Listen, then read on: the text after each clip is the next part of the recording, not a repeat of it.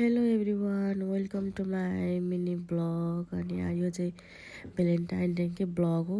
अलिक एडिट गर्न अल्छी लागेर म चाहिँ आज फुर्सद भएर आज एडिट गरेर हाल्न लागेको। अनि हामी चाहिँ भ्यालेन्टाइन डे स्पेसलमा साथीहरू अनि बहिनी मेरो बुढासँग हामी किम्ची घर गयौँ। किम्ची घर गएर चाहिँ हामी त्यहाँनिर बस्ने टाइम ठ्याक्कै एउटा मात्रै पाएको थियौँ। त्यहाँ बसेर हामीले के खायौँ होइन। सुरुमा पानी खायौँ। मेरो चाहिँ आज कस्तो रुगा लागिरहेछ, भोलि कस्तो भइरहेछ। किम्बा पायो, हामीले चाहिँ अरू पनि अर्डर गरेको थियौँ। सुरुमा चाहिँ आयो, त्यसपछि चाहिँ मैले ट्राई गरेँ होइन। मलाई चाहिँ यो चाहिँ मिठो लाग्यो किम्बा चाहिँ।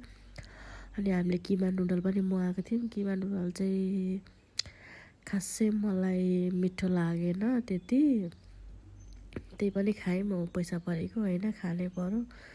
मेरो अनुहार कस्तो अहिले हेरेर हाँस उठिरहेछ।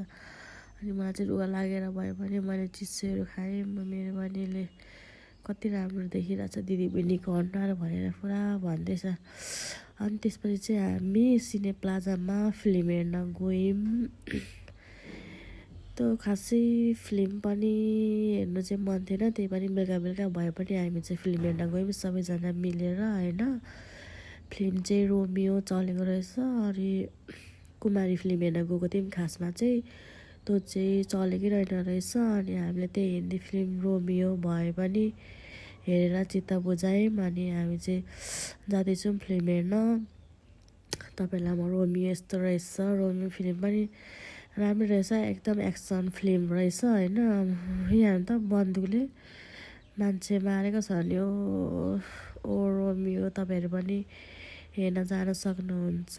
अनि फिल्म चाहिँ राम्रै लाग्यो होइन। फिल्म हेरिसकेर हामी चाहिँ घर फर्क्यौँ।